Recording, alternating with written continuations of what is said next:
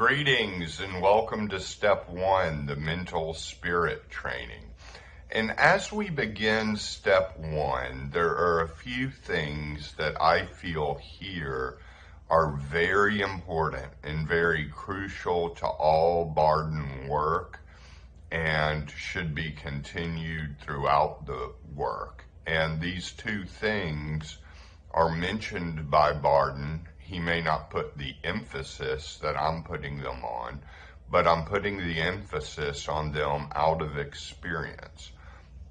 And the first one is divine providence in God, often called the Akasha by Bardon practitioners. And the key here is to get right with God. And what I mean by that is get comfortable with the King of Kings or the Great Spirit or the universe or Akasha. It's really whatever word you need to use it and pray. And pray. Start a conversation. You can pray however you want, even just silently every now and then throughout the day. And I feel like that's going to help you tremendously, because getting to the point where we are feeling strong Akasha energy is kind of the magic weapon in terms of getting through initiation into Hermetics. And I feel like a lot of people have trauma and bad experiences with religion and growing up a certain way. Not all. Some have had really good experiences. If a Christian God works well for you, use it, but just use it as a universal God, the God of all religions and all spiritual paths. You know, one mountain, many paths is the thing, and that top of the mountain and the mountain itself is both God. So that's the first thing I want to emphasize as far as starting Step 1. The second thing is exercise. Exercise and stretching. I feel like this is so key. And I'm not necessarily talking about becoming like a fitness king.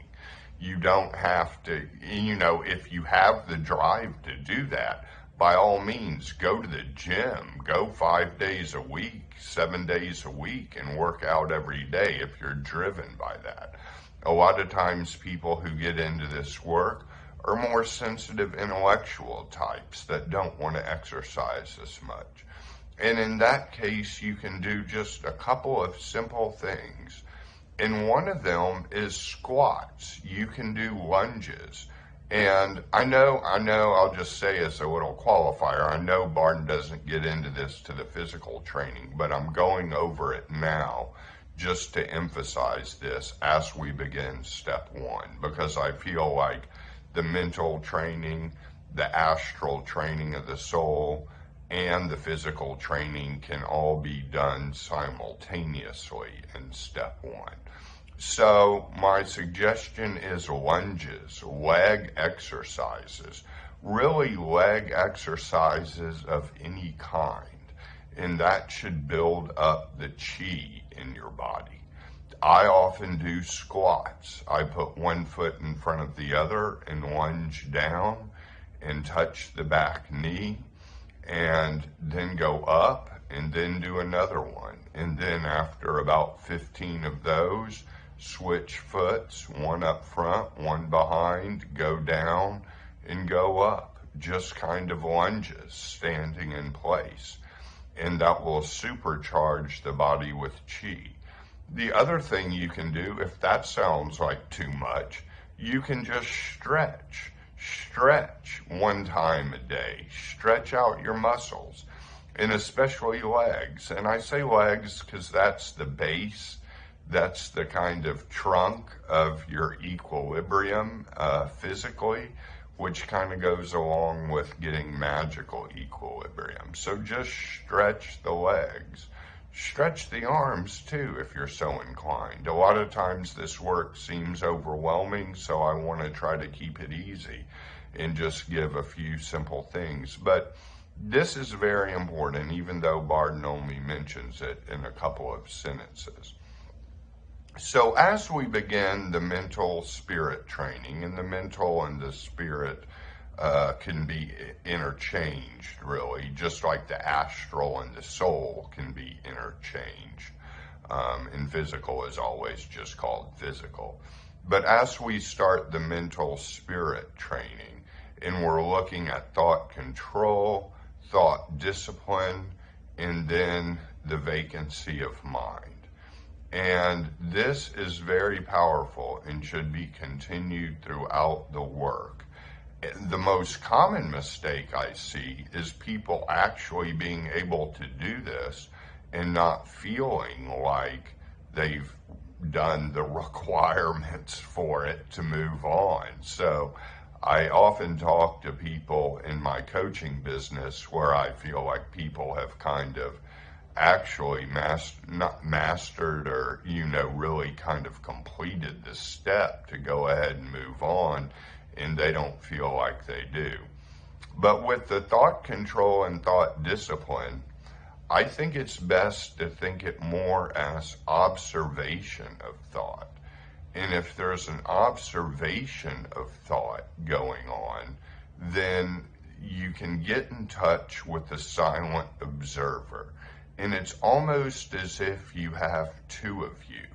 You have basically the thinker who is thinking all the thoughts, and then you have the observer, the silent observer behind all the thoughts.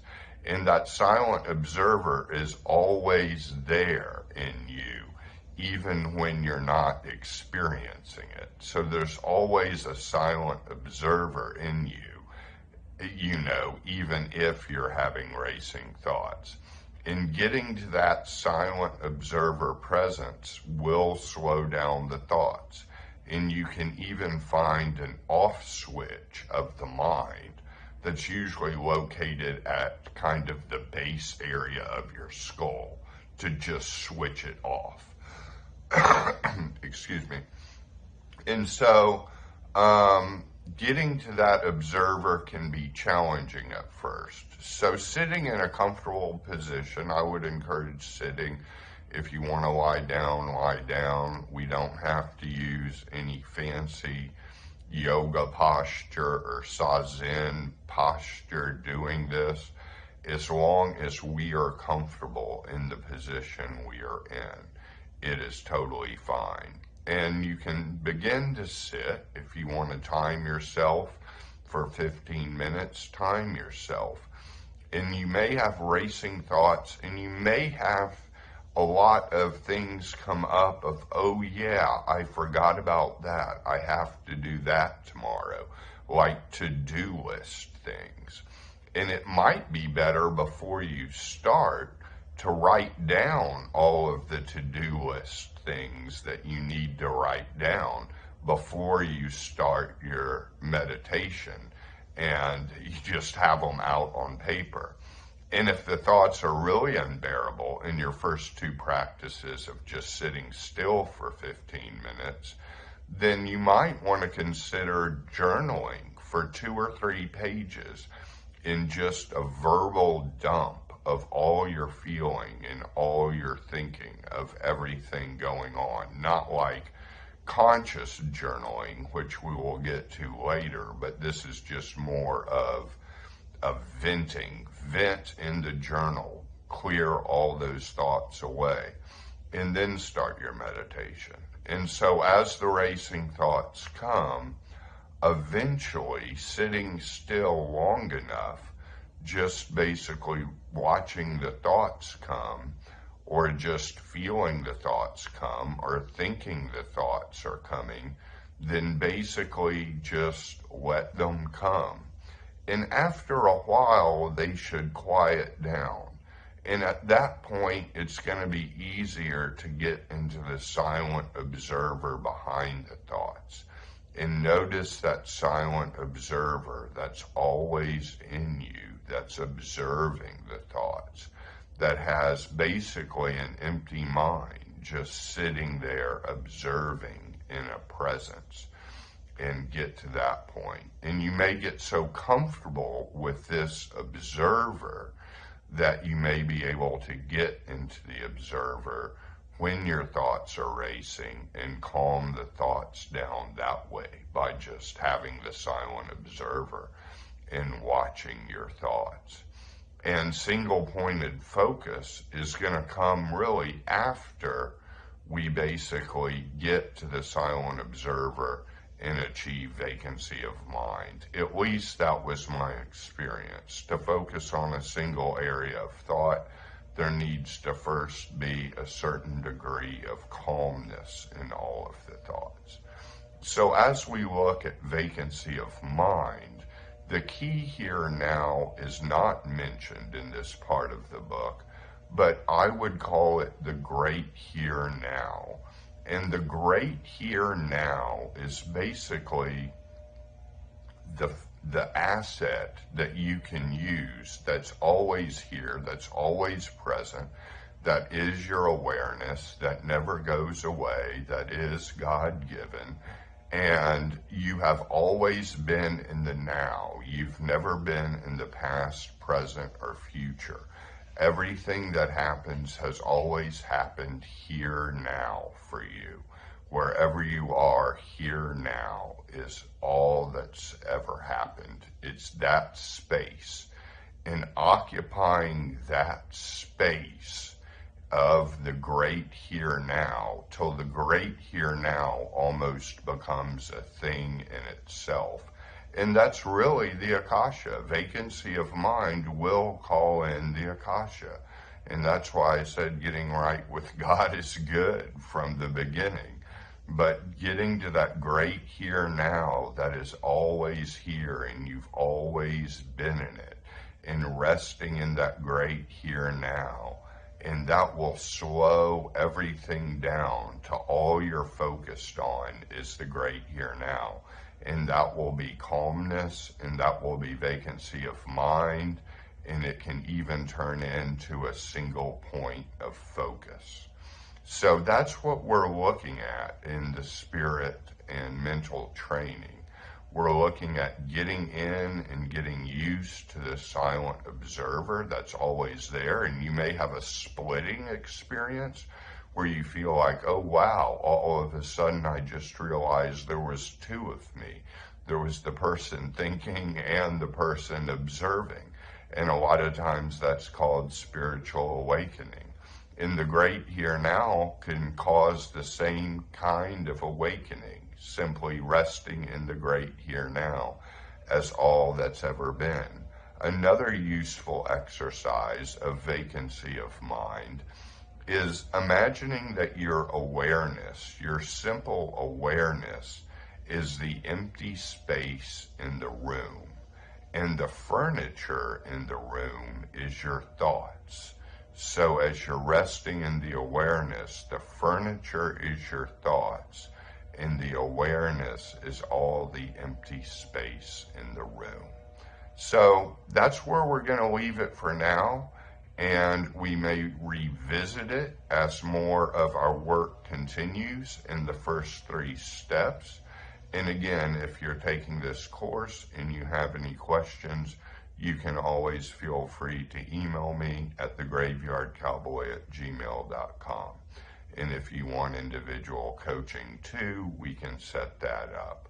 But that's where we're going to leave things for now. The silent observer and the great here now.